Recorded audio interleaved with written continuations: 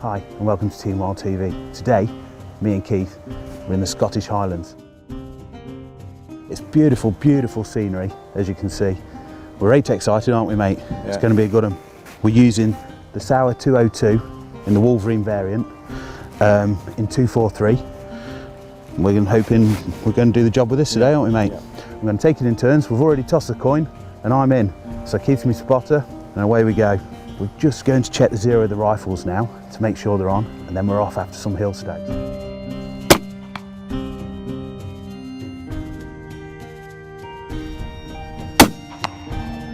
Okay, we've just checked the zero on the rifles.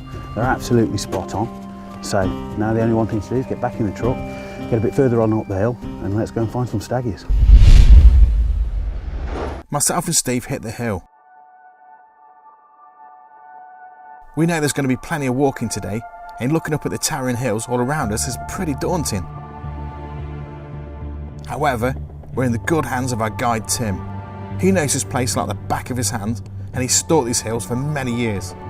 If we get the chance of a shot, and you're not comfortable, just say, fine. We'll sort that out. Yeah. And you should be shooting between 100 and 150 yards, hopefully. Hopefully. That'll be fine. If the pace isn't good, just say so. We'll just go easy on. Yeah, we'll just enjoy ourselves. Yeah, yes. So that's what it's all fine. about. That's great. Beautiful. And we're used to doing a lot of woodland stalking where we are. This is completely different to what we're used to doing. As you can see, we're out in the middle of nowhere. No. We are proper in the middle of nowhere. We are in the middle of nowhere. Just remember that I'm vertically challenged and your heads are higher than mine, so every kind of move I make is calculated. It'll be calculated for the contours and everything. Yeah, so we follow your footsteps, do what you do. Yes, please. On our way up the mountain we pass some beautiful scenery, and Tim's always on hand to give us an insight into the history of the area. This is a Victorian deer path. Built by the Victorians, had deer paths built, not so much I don't think for riding, but for the ponies bringing stags back off the hill. It's absolutely fantastic to be guided by someone with so much knowledge and experience. And despite the hard walking, Tim is making the day a pleasurable experience. It's insectivorous. Is it like a Venus flytrap? Yeah. It's called a sundew, or lesser sundew, that one is. They particularly like midges and stuff. Yeah. And you'll notice it's got lots of fine hairs on it. Mm-hmm. And each one is topped with a sort of sticky liquid. And they do close like a Venus flytrap, but they don't snap close. It maybe take them an hour to just close around something.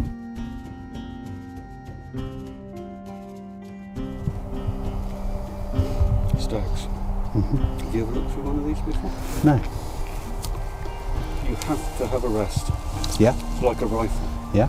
So if you do that with your stick,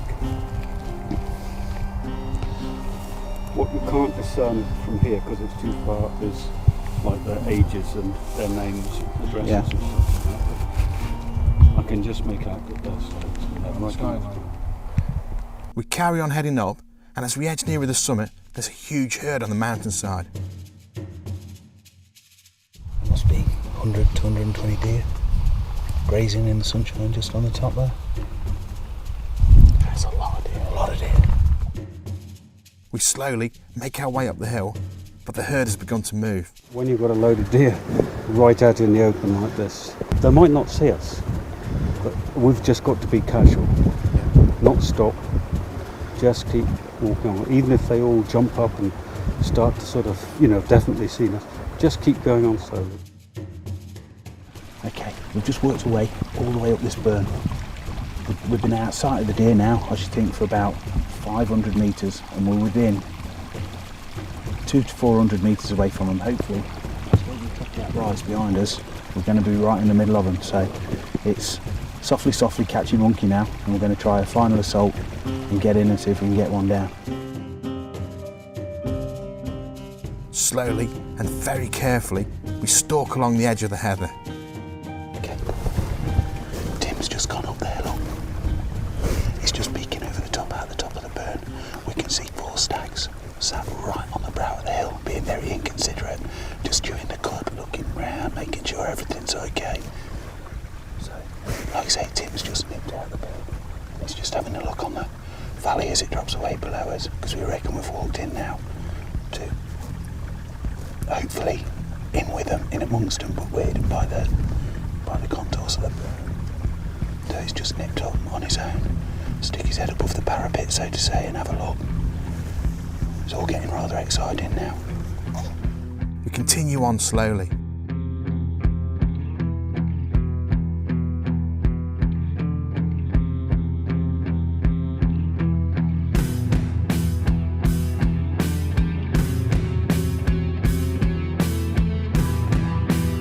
Then, Tim tells us to hit the deck. Over on the other ridge, there's some stags with some hinds. We think there's going to be one in there that we can take, so just going to crawl forward and get on top of this man now. They stand feeding away on top of the hill. They're not spooked and they're not running. Perfect. One stag is looking right at us, and Tim gives Steve the all clear to take him.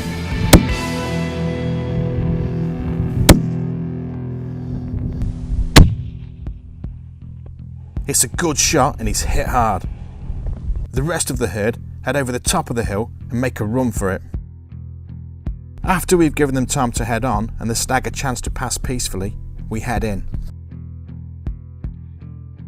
It's a stag. Perfectly shootable stag. Yeah. Well done, mate. Thank you, buddy. Nice Thank one. you, mate. Well done, Healy. The fruits of a hard morning's work, really.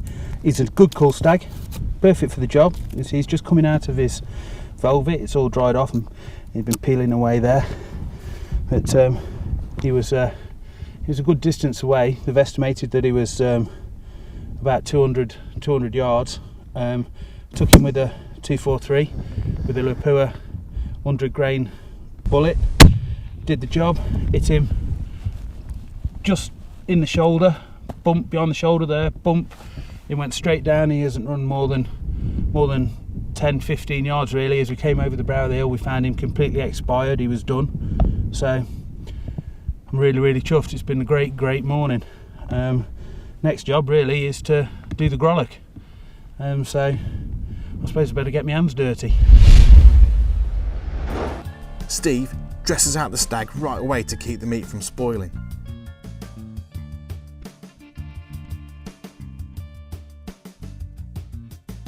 By dressing it out right away, it stops the acids in the stomach from turning the meat and effectively ruining it.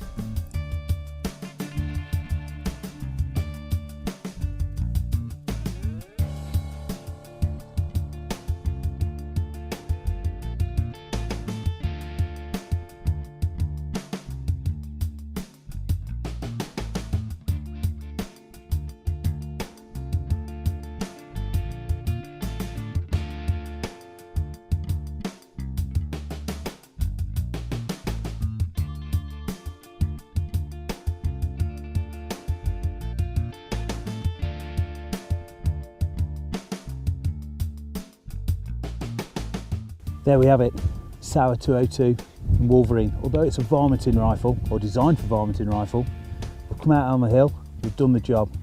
We're using a Zeiss Duralite 3x12x50 on it. Perfect. As you can see, we've got him there, grinding in, chuffed to bits, everything's been brilliant. So next thing to do is load him up on the trailer and let's head for home.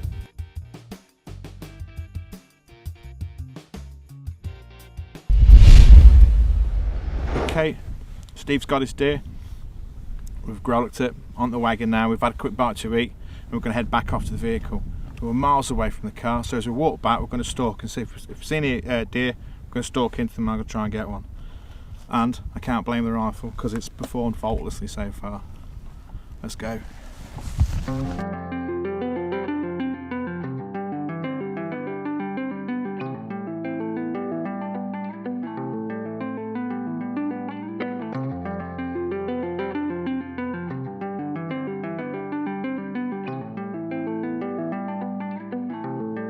Okay, don't know whether you've noticed, but if you look down the valley, you can see these posts in a line all the way down. That's what they call the pony route. So when there's some snow on the ground and everything else, the guy that's bringing the pony up to take the stag off the hill, you can see which way he's going and everything else. But even more interesting, you can see where there's blood on the post and how worn away it is. You see how thick it is at the bottom and how thin it is towards the top. And that's the stags cleaning the velvet off their antlers. As they're getting hard, they start itching them and irritating them, and they come down and they'll rag this about to clean all the velvet off. So the stag regenerates its antlers every year.